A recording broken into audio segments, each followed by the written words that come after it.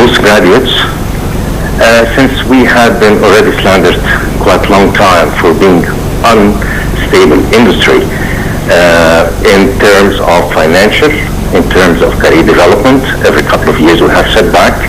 For the last 4 years we suffered of most. This is number one. Number two, forming such a committee, it is definitely not only from the travel industry and the hotels, it has to involve airlines. We used to have what we call the Supreme Council.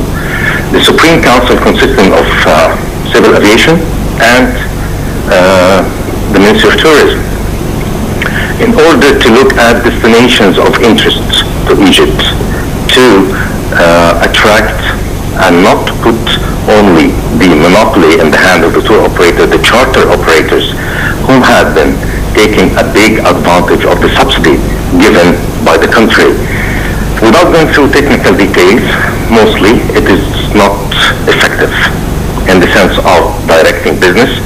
It is as much as sustaining their profitability, either by reducing the number of seats available to the destination, by increasing airline tickets to the normal tourists, and capitalizing on whatever subsidy given by Egypt to maintain their profit level.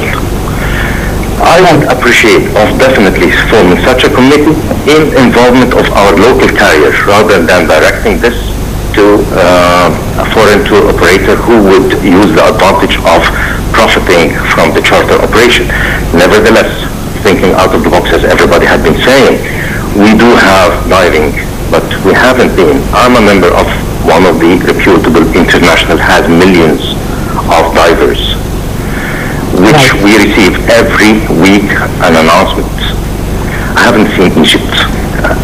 I would love to see Egypt actually in those kind, as Mr. Zaki had been saying, not expensive social media and direct marketing to groups of people who have interests, and meanwhile enhancing our culture tours, as Cairo, Luxor, Aswan is still a prime destination even with the current circumstances.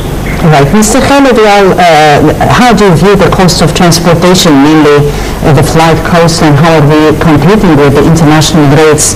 In what way do you think we can compete? What should be done? As mentioned before, talking about the airlines involving Egypt Air, the national carrier, in such an issue would definitely strive to success with the industry.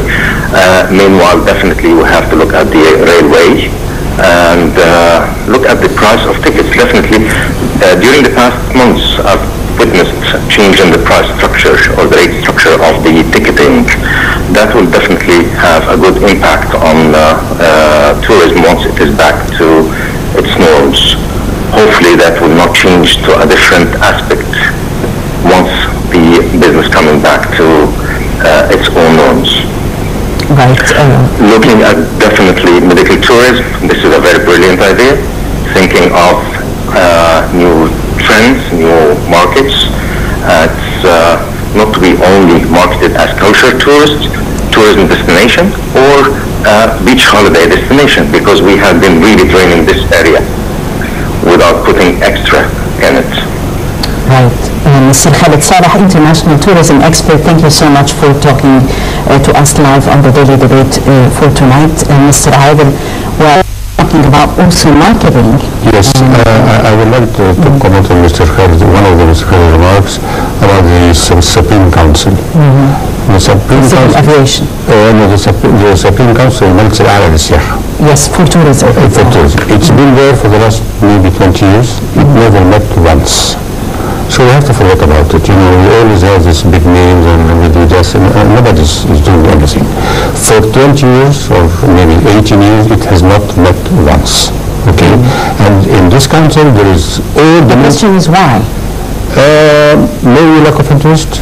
At the time, tourism was not really in demand of the government. And if you remember, when there is a new cabinet, the minister of tourism is the last one to be, they thought about him, who is going to be the minister. And anybody, at that time it was, you know, a doctor, or one can be, etc. And then it's only lately, maybe since 2008, 2009, that they realize how the tourism is important for the country.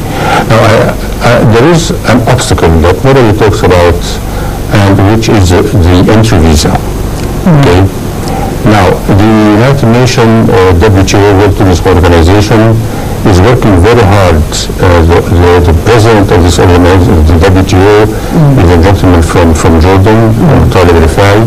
He met more than 60 head of states and prime ministers to convince them to forget about entry visas, because we are all born free. And a tourist does not like to be, no obstacles or freedom, no restriction. And he took to them money. Okay, from now on, since last year, 2013, there was 1 billion human beings traveling the world for tourist reason, not ethnic, not medical, nothing, tourism. And it's proven by statistics that every one person crossing a border create 3 new jobs. Okay. Now we have 1 billion tourists 2003. By 2030, it's going to be 1,800,000,000. Where are we in Egypt about these numbers? What are we doing? How can you, all the time, for the reason of security, you have to impose visa, impose restriction? Use the internet, a very small example. Any flight traveling, an airline traveling to the States, whatever, they have to send the passenger list 48 hours before to the FBI in the States. And then a reply comes, for example, Mr. and Mrs. Fulan, please, they cannot embark. Because if they embark, they need to be taken back to their home country and the airline will be responsible.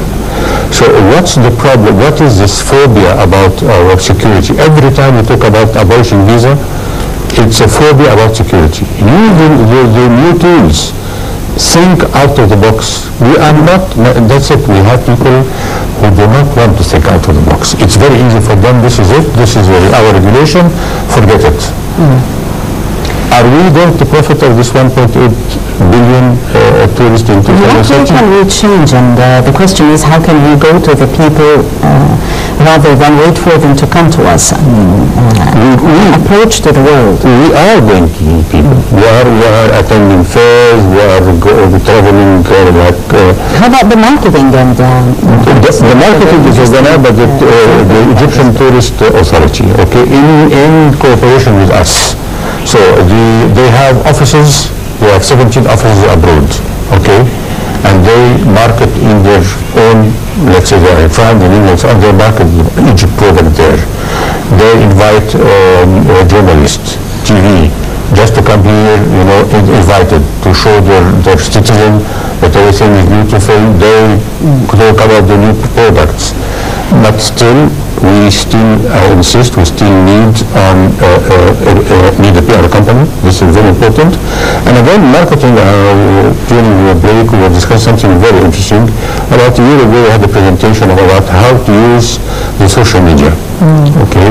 So there was this boy of 22, 23 years old. He was given a digital camera by his parents for his birthday gift.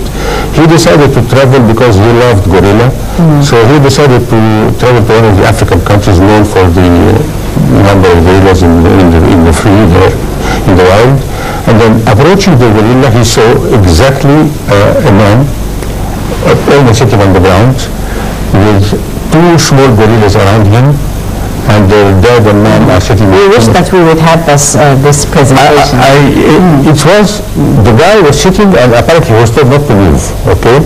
Because mom and dad were there sitting far away, like 2 mountains, huge. And the small gorillas were playing with him, caressing him, playing with his hair. And the guy took the picture, the expression of the face of this guy. And then he posted this on his Facebook. You know how many views? 66 million views. And that's marketing. Free marketing. That's free marketing. Completely free. Yeah. So that's why I say this is thinking out of the box. Forget about the traditional and work with with the new tools. Right. Dr. Assem, how can we think out of the box and think in a way quite different with the medical field, your specialty? What's the future of medical tourism in Egypt as you see it? We have to look for two types of medical tourism. First, which is outside the insurance in Europe, like reflective surgery or what is called bariatric surgery, which is someone is going to lose his weight or hair implantation or in the dentist field. The number of these patients more than 20 million person per year in Europe. If the Egyptian government could make a contract with the insurance in Europe, we could bring this patient to in Egypt here, and they got the surgical interference with a very, very low price and better rates than Europe. Right, thank you so much. Thank you very much, Mr. Adil Zaki, member of the board of the Association of Travel Agencies. Thank you so much, sir, for coming. And also Dr. Assem Zahran, investor in the field of tourism. Thank you so much, Dr. Assem, for coming to the Daily Debate for tonight. Gentlemen, thank you so much for being here. And that was the Daily Debate live from Cairo. I'm Taqreed Hussein. Many thanks for watching.